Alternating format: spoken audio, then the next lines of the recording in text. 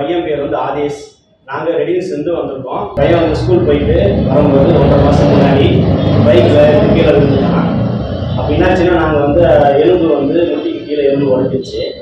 அதுக்கப்புறம் ஹாஸ்பிட்டல் எங்கள் பக்கத்தில் எமர்ஜென்சிக்கு வந்து ஃபஸ்ட் எய்ட் பண்ணுறது எங்கள் வீட்டு பக்கத்தில் போனால் அவங்க என்ன பண்ணிட்டாங்கன்னா ஆப்ரேஷன் பண்ணி ஆகணும் அப்படின்ட்டு எக்ஸ்ரே எடுத்து பார்த்து ஆப்ரேஷன் பண்ணணும்னாங்க.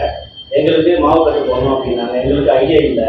அதுக்கப்புறம் ஃப்ரெண்டு ஒருத்தர் ரெஃபர் பண்ணார். இது மாதிரி வந்து வடபழனியில் நம்ம புத்தூர் கட்டு இருக்குது, அங்கே போயிட்டே பாருங்கள், நாங்கள் உடனடியாக நல்லாயிருக்கும் அப்படின்னாங்க. அப்போ உடனே நாங்கள் வந்தோம்.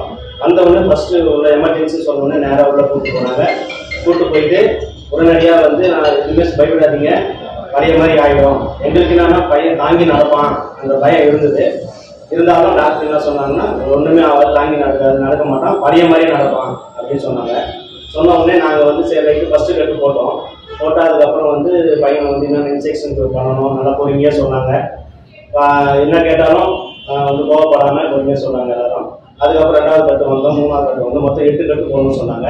வாரம் வாரம் வந்து போட்டுட்டு போனோம். வாரம் வாரம் என்னென்ன இன்ஜெக்ஷன் கொடுத்தாங்க, தைலம் கொடுத்தாங்க, எல்லாம் தேய்ச்சோம்.